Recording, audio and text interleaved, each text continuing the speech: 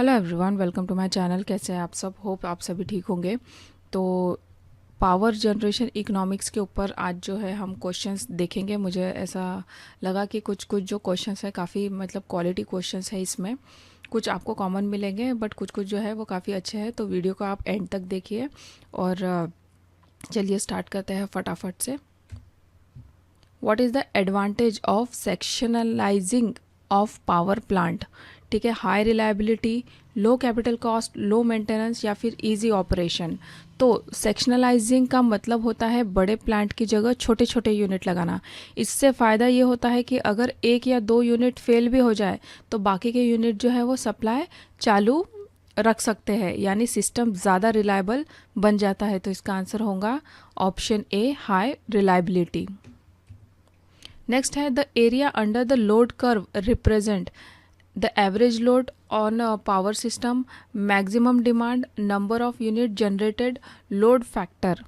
तो जो load curve basically दिखाता है दिन भर लोड कैसे बदलता है। इसमें लोड को वाई एक्सिस पर और टाइम को एक्स एक्सिस पर रखा जाता है। ये हो गया लोड और ये हो गया अपना time.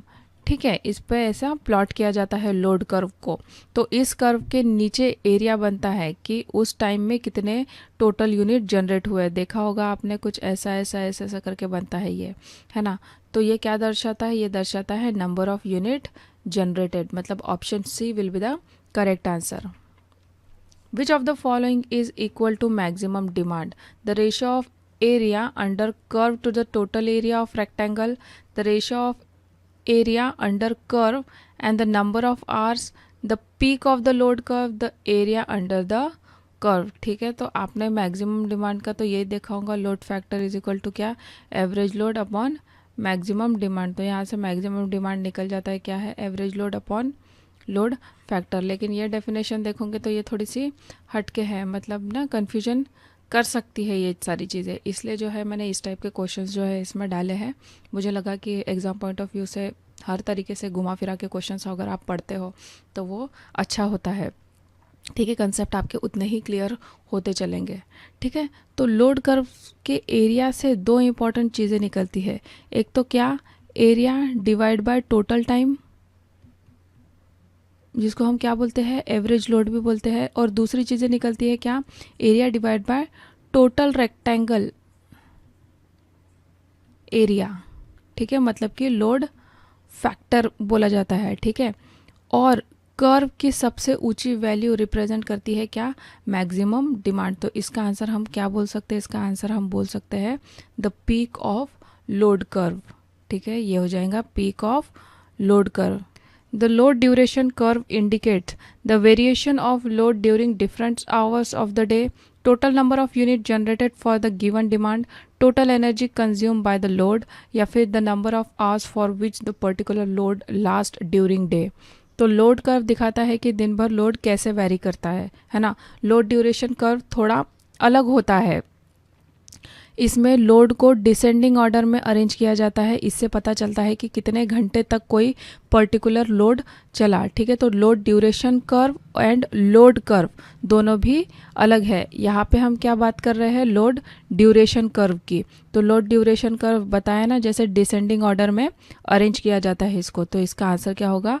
Option D, the number of hours for which the particular load last during days.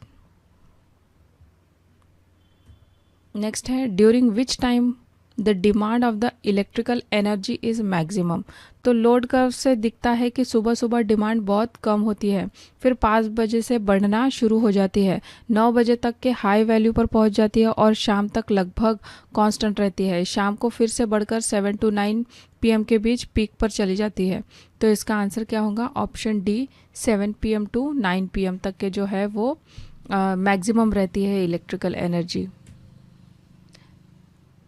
Size and cost of installation depend upon average load, maximum demand, square mean load या फिर square off peak load.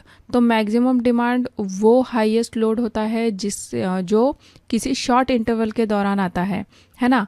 Power plant की size और rating इसी maximum demand पर depend करती है, क्योंकि उसी हिसाब से जो है जनरेशन करनी होती है। तो इसका आंसर होगा क्या? Option B, maximum demand. What is demand factor? क्या होता है demand factor? Maximum demand upon total connected load, है ना। मैंने इसके फॉर्मूले, इसके जो है क्या बोलते हैं फॉर्मूले, और फॉर्मूले पे बेस्ड क्वेश्चन जो है हम ऑलरेडी सॉल्व कर चुके हैं कि क्या, कि कनेक्टेड लोड के साथ हमेशा क्या जाता है डिमांड फैक्टर, और मैक्सिमम डिमांड के साथ क्या जाता है डाइवर्सिटी फैक्टर। डिमांड फैक्टर हमेशा लेस देन 1 होता है, डाइवर्सिटी फैक्टर हमेशा ग्रेटर देन 1 होता है।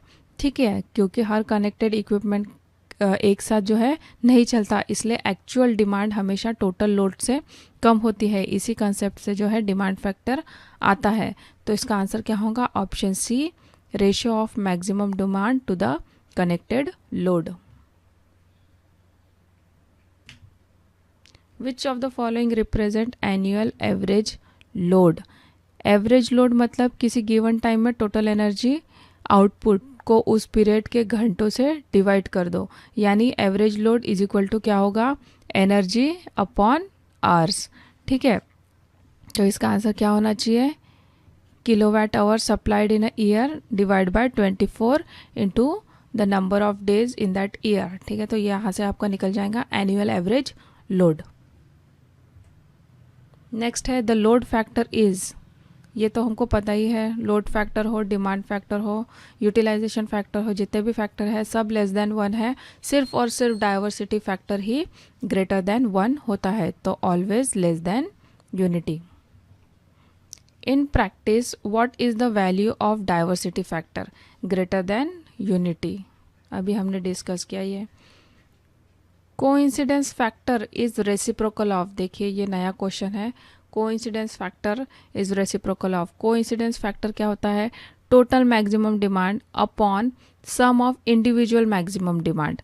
ठीक है, तो ये बेसिकली डाइवर्सिटी फैक्टर का रेसिप्रोकल होता है। मतलब अगर आप डाइवर्सिटी फैक्टर को देखो तो आपको समझ में आ जाएगा। डाइवर्सिटी फैक्टर का फॉर्मूला क्या होता है? Sum of individual maximum demand upon maximum demand of the station. तो ये इन्वर्स हो जाता है किसका? डाइवर्सिटी फैक्टर का, कोइंसिडेंस फैक्टर। नेक्स्ट है which of the following is called as cold reserve? Reserve capacity available but not ready for use, reserve capacity available and ready for use, generating capacity connected to the bus and ready to take load, capacity in service in excess off peak load. तो cold reserve वो generation capacity होती है जो plant में available तो रहती है लेकिन तुरंत लोड लेने के लिए रेडी नहीं होती। अगर कोई रिजर्व कैपेसिटी तुरंत यूज़ की जा सके तो उसे हॉट रिजर्व कहते हैं। ठीक है, एकदम अगर तुरंत यूज़ की जाए तो उसे हॉट रिजर्व कहते हैं। तो इसका ऑप्शन क्या होगा? Option A, reserve capacity available but not ready for use. ठीक है, तो ये थे क्वेश्चंस आज के टॉपिक पे। होप आपको अच्छे लगे हो। अगर आपको वीडियोस अच्छे लगते हैं प्लीज़ मेक श्योर कि आप इसे लाइक कीजिए and thank you so much for watching.